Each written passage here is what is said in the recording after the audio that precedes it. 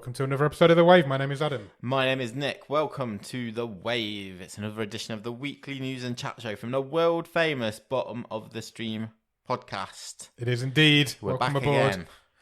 How are you, Nick? I'm very good. Yeah? Yep. Good. I'm glad. It's daylight. It First is. time in a while we've recorded. Early record. Yeah. It's also going to be the closest time, I think, ever to me finishing watching the film to starting recording podcasts with you. Oh, lovely. I think I finished it 20 minutes ago. Okay. So, Well, you got an hour or so to yeah, I've mull got an it hour over. to get over it, and then we'll... I thought I don't even need to make notes. My memory's not that bad. But I have made some notes, so you'll be happy to know. So what film are we watching this week? Come back to this very feed on Thursday as we will be talking about Finder's Fee. We will indeed. I can't wait to talk about it. No, it's really exciting. I think... So is it 2001? 2001. And it feels like a sort of time period that we haven't got too much No. on the show. Because it's history, but recent history. But actually, it's a long time ago. I was thinking that during the film. I was like, this looks really old. We'll talk about it on Thursday, but it looks awful. It does. Quality The sound quality is awful. Yeah. And I'm like, oh, it is old. That's why. Yeah. It's 23 years old.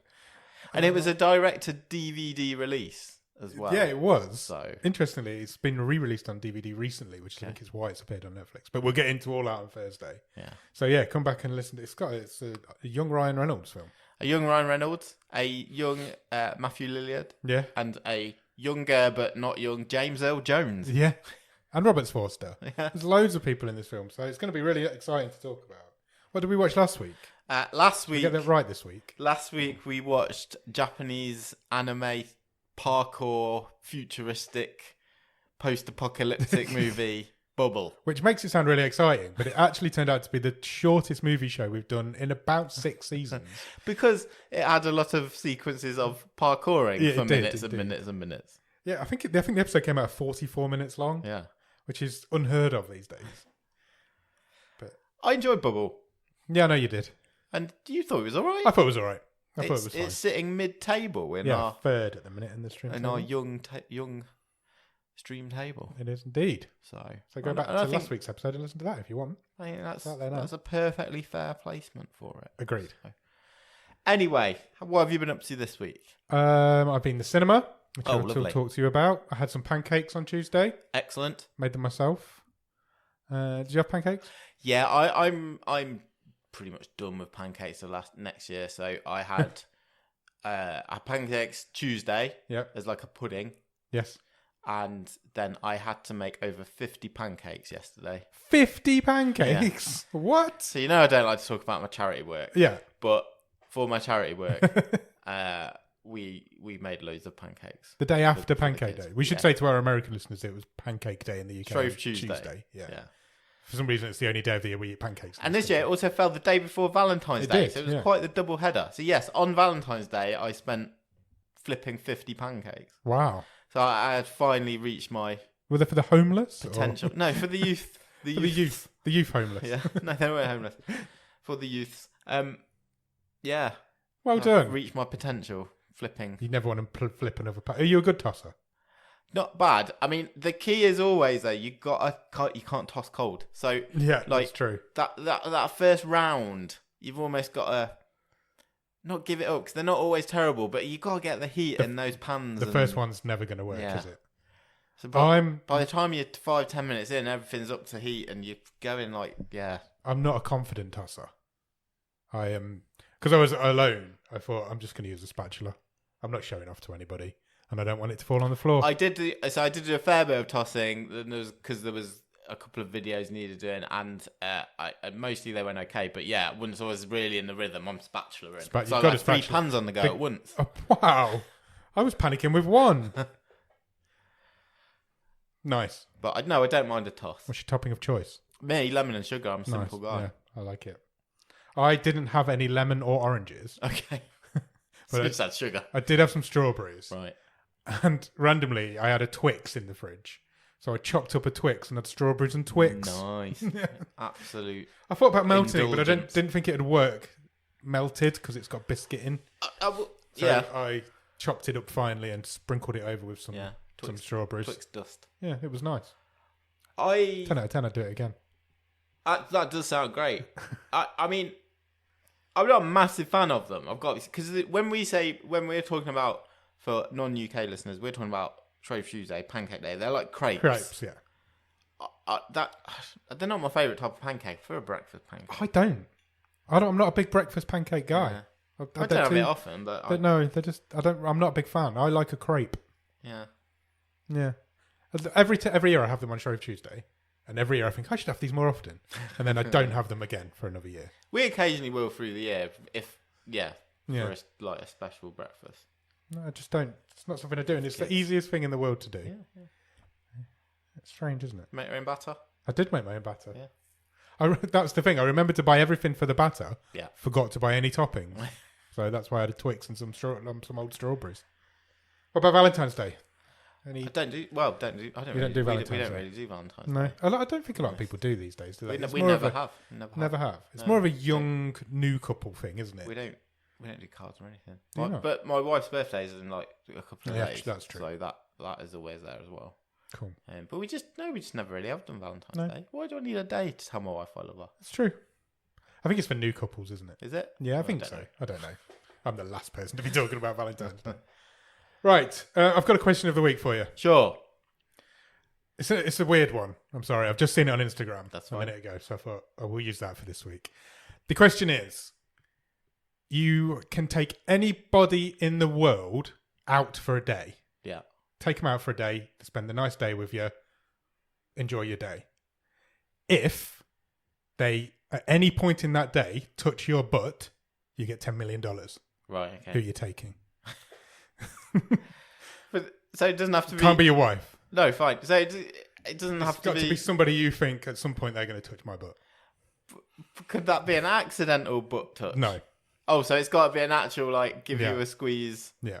Not necessarily, or a smack, or a Alright, pat, or a yeah. squeeze. If they do it, you get $10 million. I don't know. Does the person? It's tough. What first popped into my mind is does that mean you've got to pretend to be Flirty with them. Yeah. Yeah.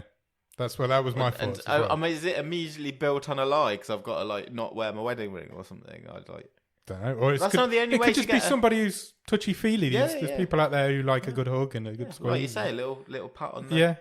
backside. You can't tell them either, obviously. Can I take? Can I? Has it got to be me? What do you mean? Now, as in I can't just. No, it's got. How yeah, it's you fantastical now. can this be? I can't just pretend I'm a highly skilled athlete and take this person to be on my team in a game where we might score a goal. You're going to say, look how tight my buns are. We might score a goal and get a little celebratory tap on the backside. No, I think it's got to be you as you. But you play sports. Can I occasionally. take the character of whatever Chandler's boss was in Friends? And because he just slapped everyone on the backside. Yeah, no. Okay. It's got to be somebody who you either know who is quite tactile and touchy-feely, who's going to do it, or a celebrity that you think might be interested in doing it. But I don't even think people who I know are huggers No, necessarily go for a no, an it's ass. true. I think you just got to gamble, haven't you? You've got to gamble on who it might be, yeah. It's an interesting one. I think do you want someone you've already got an existing relationship with, so you're not having to build that right from scratch. Do you want me to tell you who my first thought was? Yeah, For me, yeah, your wife. Because she hugs me all the time yeah, when I see her.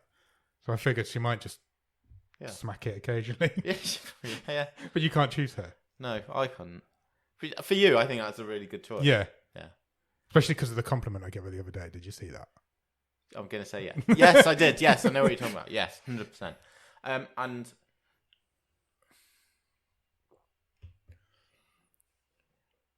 yeah. Celebrity-wise, you've got to think of somebody like... I feel bad saying I'd just pick someone and just ply them with drink. Get them drunk. Yeah.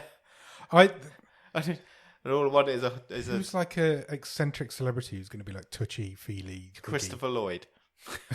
That is so random. I was going to go Sue Pollard.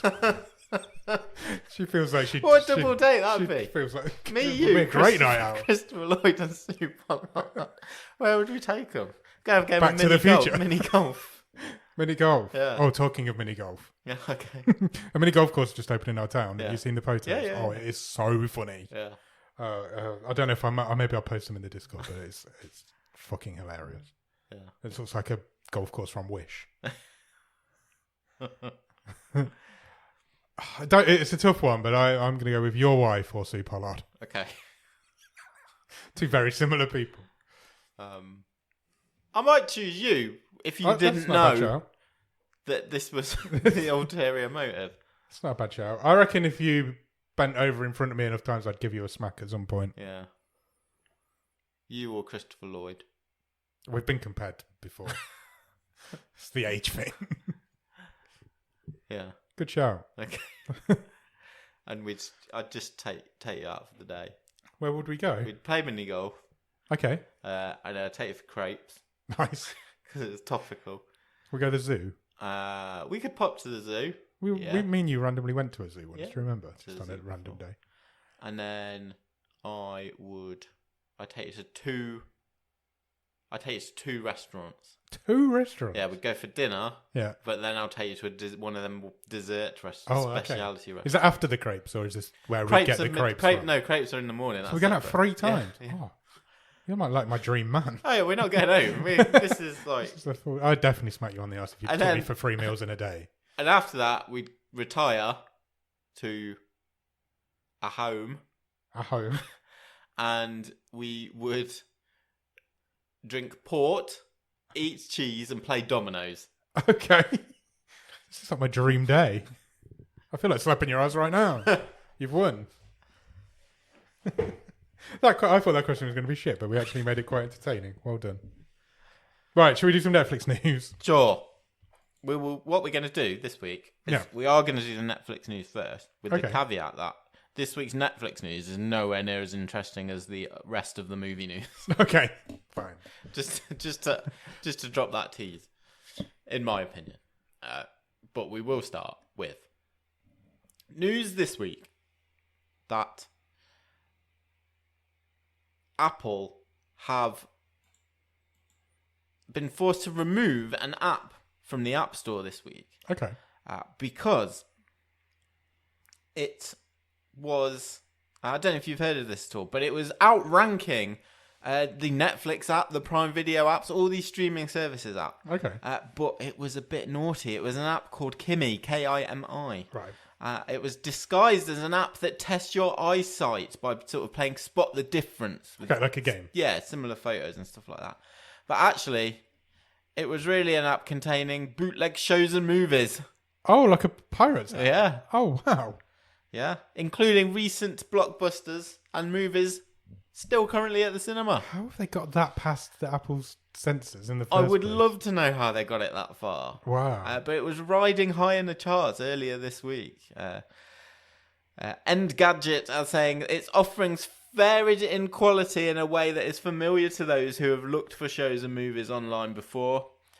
For example, their copy of the Emma Stone movie Poor Things was grainy and pixelated, while other movies available in the app had ads blocking the view across the top of the screen. This is all stuff I'm sure we've seen before. Yeah. If anyone has ever tried something via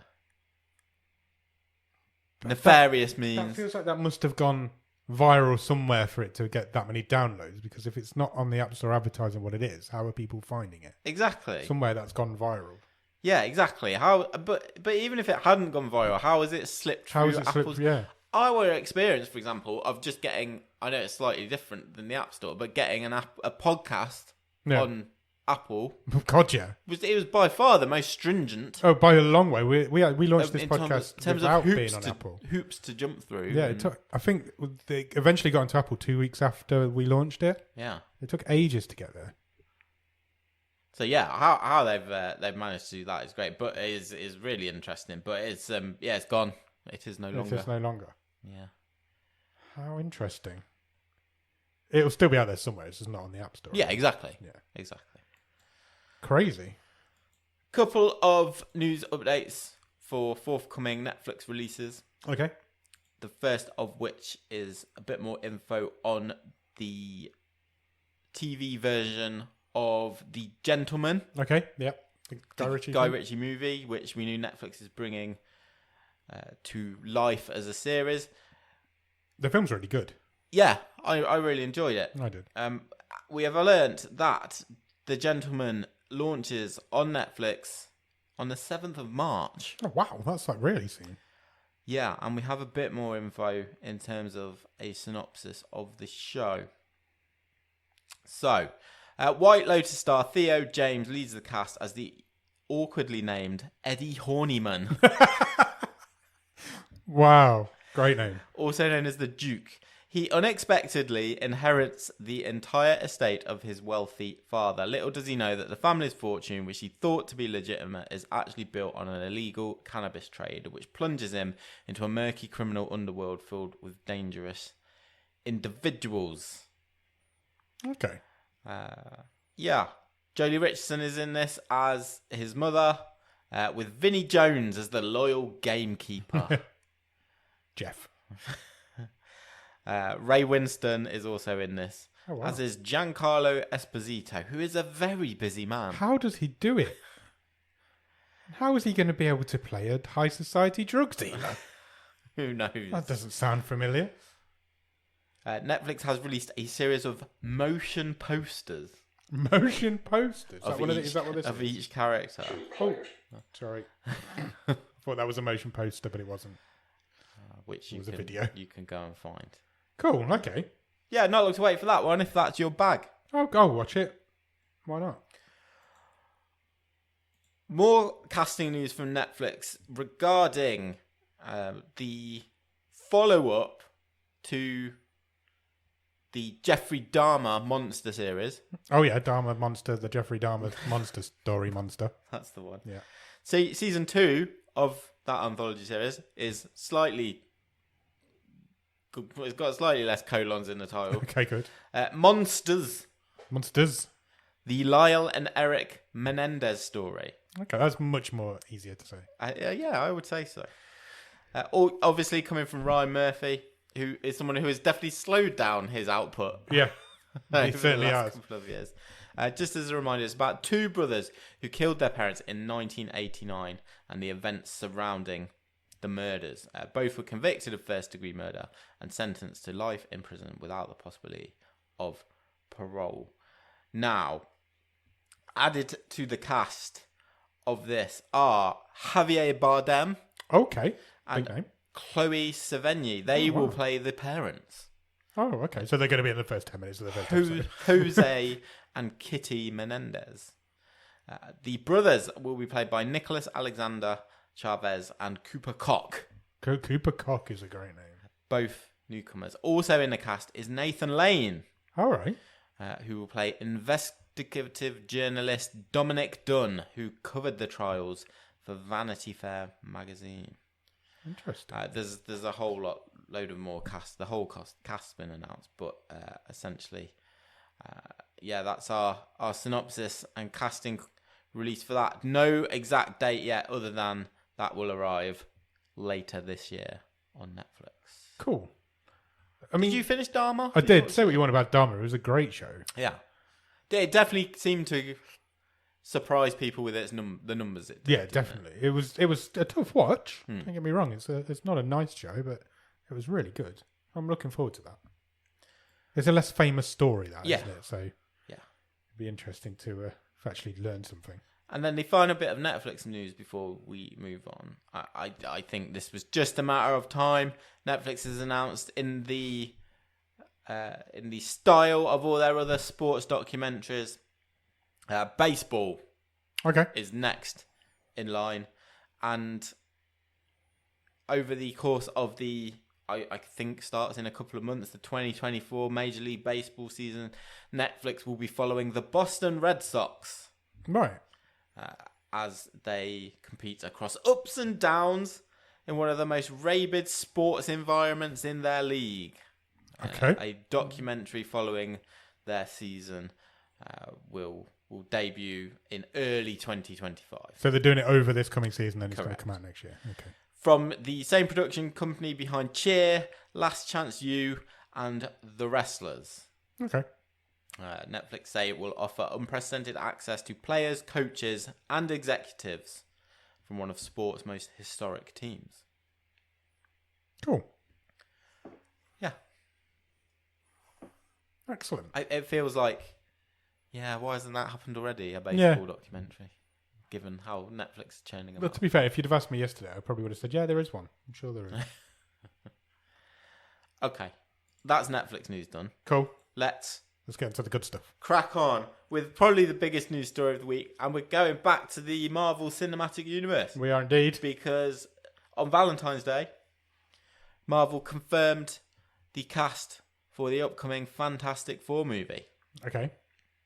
And as we've already rumoured months and months ago, Pedro Pascal will play Reed Richards. Yeah, I think that leaked a while back, didn't it? I think people knew that was coming. Vanessa Kirby will play Sue Storm. Good casting. Joseph Quinn will play Johnny Storm. Excellent casting. And Ibon Mos Baccarat will play Ben Grimm, a.k.a. The Thing. Excellent. That's a good cast. He's the elder brother from The Bear. People who are in The Bear, they're hot right now. They're doing well. They are doing well. Super hot. I think already the sort of rumour mill and conspiracy theories are in overdrive because Marvel announced this casting with essentially a Valentine's Day card. Right. Which is a sort of very much in the 60s style of when these comics came in. Maybe, who knows? Could be. But it's sort of a cartoon imagining of these guys in their suits. It's a great poster. The likeness of these actors. So, yeah, who knows? It has got a release date penciled in. Okay. 25th of July, 2025. Okay, not long to wait. Not that long. 18 months? Not that long. Matt Shankman is directing this, and he directed all 9 episodes of WandaVision. That's quite exciting as well, isn't it? Because WandaVision's great. It was very good. And that was quite retro. Maybe they are going retro. Who knows? Yeah.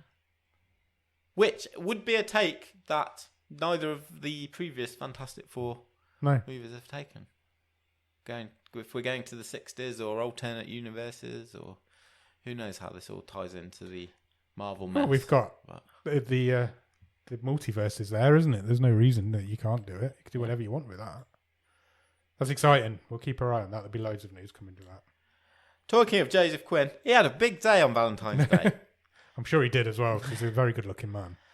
Because it was also announced that he will star in a new horror movie called Relapse. Now, this is interesting because in the director's chair of Relapse is someone making his directorial debut. Okay. And it's none other than Bret Easton Ellis. Oh, wow. The author of American Psycho. Wow, that's quite crazy. Yeah. He will be directing his first movie. Relapse is described as an elevated horror. Elevated horror? What does that mean? Ellis also wrote the script. And you would hope so. It will feature a young man named Matt Cullen whose privileged life is shattered when he is witness to a horrendous death at a wild party. Okay. After checking into rehab, he's seemingly able to get back on a more even keel and moves back in with his parents at their luxurious Los Angeles mansion, but his unstable personality starts to cause problems again, and he begins to be haunted anew by a creature that has troubled him for years. Sounds exciting. It does, doesn't it? Yeah. Yeah, I'm looking forward to that. I had no idea that was coming. I hadn't even heard a rumbling of that. So. No. Bret Easton Ellis told Variety, I grew up watching the iconic horror movies of the 1970s. I've written Luna Park, a horror novel which I see as a homage to Stephen King, so it seems appropriate that my first feature would be a horror film. There is a simplicity to Relapse that seems like the perfect form for my directing debut. Cool. There you go. That is intriguing. That is intriguing. Very intriguing. I'm not sure what to make of that, but that's exciting. Last weekend was the Super Bowl. The Superb Owl, it was indeed. And I was just going to do a quick roundup of some significant trailers. Go for it. There was quite a few. Were shown at various points during the advertising breaks through there. So, because some of those confirmed release dates that we didn't necessarily have. Twisters. Yes. It's Twister, but with an S. Yes, because there's more than one Twister. That has a release date of July the 19th. I have watched this trailer. Me too. And it made me go, actually, that looks like fun. It does, yeah. Why not? I'm still not convinced it is needed, but it looks like I fun. thought that reminds me of a 90s disaster movie. And then I thought, oh yeah, it would do. Kingdom of the Planet of the Apes. I haven't seen this trailer yet. It releases on May the 10th. It's your birthday. It is. Oh, we can go for your birthday. I think this is future set, as in years and years into the apes being in charge. Okay, so it's like right in the future. Yeah. Cool. Okay. I enjoy those movies. Yeah. I think all of them have been all right. Deadpool and Wolverine. Yeah, this was the which big I think one. is the first time we've known that that's going to be its title. Yeah, I don't think we did know that. July the 26th. That's not that long away either. No, it's not. And it's Ryan Reynolds, who's on this show this week. I know. He's come a long way. What a coincidence. Come a long way, that guy. That is a weird coincidence when you think about it. Yeah. That trailer's dropped this week and he's on our show for the first time this week. November 27th. A bit further away. But the first trailer came out as part of the Super Bowl ads. Wicked. Part 1. Did we know this was coming?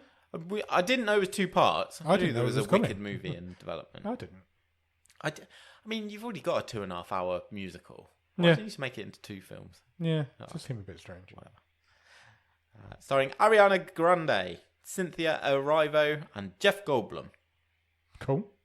New trailer for The Fall Guy, which is out May the 3rd. There has been a trailer out previously for that. Okay. Monkey Man. Oh, this April is the the 5th. Dev Patel one. Dev Patel. Yeah, it looks great. It does look great. It looks great. They were your main movie trailers that you can now go and find. Most of them had Super Bowl spots, and yeah, you can go and find the full trailer for those. That's exciting. Some good stuff coming. Look how smouldering Ryan Gosling is in that picture. I know. It's like his eyes are burning through me. Yeah, it was an interesting few releases there at the old Super Bowl. Feels like there's a lot riding on Deadpool and Wolverine, doesn't it? Yeah, there really is. But I think it's got the potential to do it. Back itself up. Deadpool kind of... People have got superhero fatigue. That's definitely a fact. But I don't think Deadpool falls under that. Yeah. You know what I mean? It feels different, doesn't it, Deadpool? How many last times has Hugh Jackman played Wolverine? 3? Maybe? I'm sure it won't be the last time now. There'll be a sequel to that. Unless it does something wacky and it's he's in it, but also it's... Yeah. Again, we just had Fantastic Four. Nothing's really off the table with alternate universe. No, not so at maybe all. this is a way to get a new Wolverine in. Yeah. Yeah. Who knows?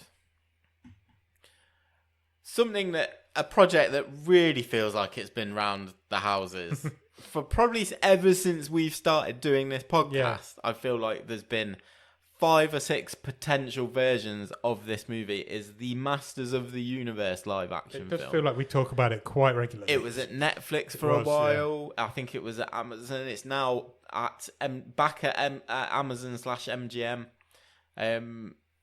Noah Centineo was cast Yeah, at he one was at point one and then point, uncast. Directors have changed.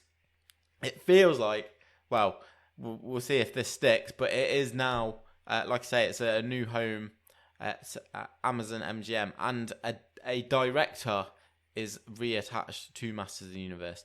That being Travis Knight, Okay. who was the director of Bumblebee. Great film. A Bumblebee's few really years good. ago. And he has one of his production companies is Leica, Okay. and one of his frequent collaborators, Chris Butler, has signed on to polish the script for Masters of the Universe. So suggestions that maybe this might be getting some legs. Might be actually moving along. But well, we'll see. Empire says the new movie will reportedly see a 9-year-old Prince Adam crashing to Earth in a spaceship and being separated from his magical sword, the only link to his home on Eternia. After tracking it down almost 2 decades later, Adam is whisked back across space to defend his home planet against the evil forces of Skeletor. But to defeat such a powerful villain, Prince Adam first will need to discover and uncover the mysteries of his past and become He-Man, the most powerful man in the universe. Does it feel like we need it? Is He-Man supposed to be 29? I thought he was a young... I don't know. teenager. The whole sort of crashing on Earth as a baby is a bit Superman-y. It is a bit. I loved that cartoon and those toys when I was a kid. Oh, but yeah, I do not 100%. feel I need to see this movie. No, No, not me. I have little. I don't know how you do it without it being super cheesy. Yeah, I don't know how it works otherwise. Yeah. I don't know how you can do it seriously. I'm fine with the 80s shit movie being 80s and shit. Yeah. And that's fine. Yes. That's He-Man. I have Yeah. no problem with that. Oh well. Good luck to them. If they can make it good, then go for it. You either got to make it good or you've got to make it silly. 100%. Yeah. 100%. One of the maybe surprise hits from last year was Prey, Oh, the Predator. the Predator prequel. That was really good. I watched that. It was great. it was a really, really good movie. It was. It was a big hit on Hulu in the States. It was on Disney Plus over here. And news this week that the director and writer of Prey, Dan Trachtenberg, Yep. is back at work on... Can we call it a sequel? It's a sequel to Prey called Badlands, Okay. which is a brand new story. So it's not the same characters from that movie. Yeah. And Apart from the Predator. well, yeah, I guess. And that this version of this in this universe is set in the future. Okay. So we're going way, way, way forward in time. The thing that they established in Prey is that this thing has been here for years. Yeah. And Well, it's just go a around thing. It wherever. can go wherever I think it wants. I think we even said when we were talking about how good Prey was previously, it's like, just use this as a template. They can do whatever they want now. But a Predator pops in Victorian era. Yeah, absolutely. Whenever. This thing's been coming and going from here for forever, so just keep Predator doing it. versus dinosaurs. Yeah. Do whatever you want. Absolutely. Why not? And it sounds like they're going to. So Trachtenberg's working on this. The Hollywood Reporter says they have heard that it will be a future set movie and that it is planned to feature a female lead. He is working on the story and is set to direct it's far enough along, the Hollywood Reporter says, that a July production date is being looked at. Okay, that's not that long away either. Lots of stuff happening in July this year. Yeah, so it sounds like Trachtenberg may have the keys to the Predator universe. Sounds like it, doesn't it? It's not a bad key to have. Good. Good. Okay. Yeah, exciting. Last piece of news. Okay. Do you want to buy a film? Yep. Because there's some films for sale. Okay. Coming up is the Berlin Film Festival. So 3 such films you could purchase if you were interested. One is called The Mother, not the Jennifer Lopez one that came out last year. That was terrible. This is The Mother, directed by Melanie Laurent, Okay. who you may know from Inglourious Bastards and that film that you watched last year where she was frozen. Yep. Was it In Space? Yes. Yeah, that one. I have no idea what it's called. She's but I know what turning you mean. her efforts behind the camera to direct The Mother, Okay. which does star Michelle Yeoh, Oh, then yes, I will buy that one. who plays Anne, an immigrant mother and businesswoman looking to make the best of her new life in America for her family. However, when her 2 teenage sons stumble, I know what you're going to say, into trouble with a Boston dirty cop and a crime ring, Anne has no choice but to rekindle her past and stop at nothing until they are safe. I think I've just watched that. That's the exact synopsis for The Brother's Son, is it not? I've not watched it, but yes, it sounds very... Pretty very much similar. it's not set in Boston, but other than that, it's pretty much exactly what happens. The Mother shoots this summer. Cool. Okay. And AGC Studios are looking for Listen. a buyer. If Michelle Yeoh wants to go out and make the same thing over and over again, I will keep watching it. She's fantastic. Why not? Also being shopped by AGC is The Epiphany, Okay. starring Sylvester Stallone. Oh, nice. The Epiphany is a movie in which Stallone plays a hard-nosed police detective about to retire. Is there any other type? Yeah. Who must team up with a younger cop and a former priest to stop a serial killer on a murderous crusade through the wintry streets of Philadelphia. Okay. Sounds very generic. I'm all good for that. I'm still going to buy the first one over that one. And the third movie, which there is not much info on, third movie up for grabs from the same studio, is Sugar Bandits. Okay, good title. It is a Will Smith action thriller. Okay, I'm still going to buy the first one. Will Smith's back. He is, as he attempts to continue his rehabilitation into relevancy, I guess. I'd be interested if Stallone's got his right head on. Yeah. Doing a proper hard-nosed I serial killer movie. That would intrigue me. Yeah, I agree. I agree. The Michelle Yeoh one, again, I know it'd be good. Yeah, it's always going to be. Everything she does is great. But what's making that difference is the brother's son. Yeah, it sounds like exactly the same story. Any more news? That's all the news. Have you watched anything good at the top of the stream? I haven't watched much this week. Okay. I can see something you have watched, which I didn't watch. Okay. But I was going to watch it, but there was a specific reason I didn't watch it. Do you want to talk about that first? I'll talk about that first if you want. I presume you're talking about Orion and the Dark. I am, yeah. I watched it on Sunday afternoon. Nice. I was bored, so I'm going to stick a film on. Yeah. That came up. I was like, I'll stick that on. It's all right. Cool. It's nothing groundbreaking there. The story's is what it is. The characters are what they are. It's definitely aimed more at a younger audience. It's not like, it isn't. I wasn't sure if it was be too old for my. No, it's right kids. right in their wheelhouse, I think. It didn't seem to have a lot there for an adult audience, which I kind of like from a animation film sometimes. It's like you've got there for the kids, but there's also the adult stuff. But I don't think there's a lot there for that. But it's fun. The first DreamWorks Netflix collaboration. It is, yeah. Jacob Tremblay and Paul Walter Hauser. Both brilliant. So I didn't watch it because me and my youngest daughter had an evening to ourselves. So everyone else was out, and we thought we'll have a movie night. So we got the snacks in. And I said, right, let's sit down, let's choose something.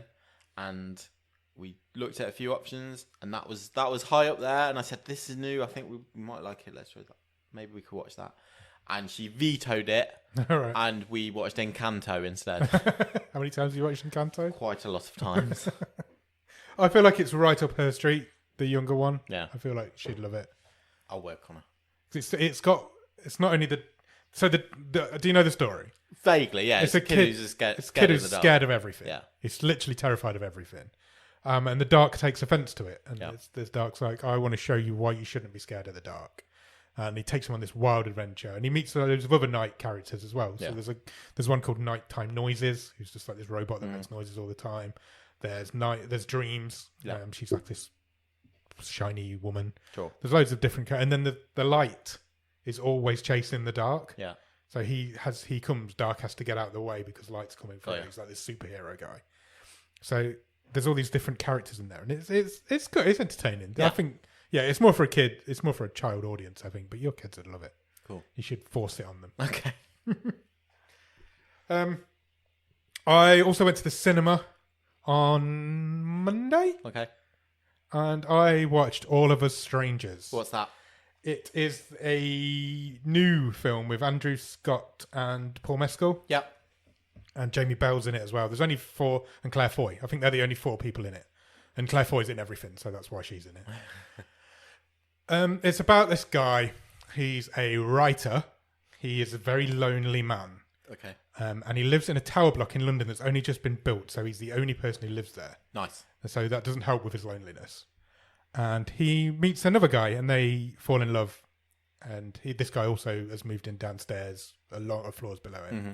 And they fall in love, and it's about their love story. And this guy's also writing a story about his parents who died when he was 12 in a car accident. So to go and research this story, he goes back to his childhood home in the country somewhere. And when he gets there, he finds his parents living there. No way. Like, as if nothing had ever happened, but they're still the age they were when he was a child, and the house looks exactly the same. And it's this absolutely devastating story of this guy rekindling his relationship with his parents and also having this relationship with this guy. And I won't tell you what happens at the end, but this film will not give you a good feeling when you come out of it. I had to keep myself away from anything sharp when I got home. It is one of the most depressing movies I've ever seen. It's excellent. Yeah. Don't get me wrong. It is excellent. All 4 people in it are fantastic. But this is not there's no fun here. There's no fun to be had here.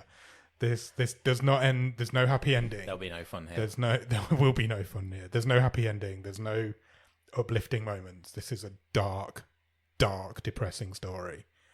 But it's fucking great. Cool. I really enjoyed it. No, I didn't enjoy it. That's the wrong word. I really appreciated it as a movie. Yeah. But it's also... I haven't stopped thinking about it for like 3 days now. It's in my head. But yeah, everybody's great in it. There's only those 4 people in it. Jamie Bell and Claire Foy play Andrew Scott's parents, but they're also quite a considerable amount younger than he is. Yeah. So it's a really interesting dynamic.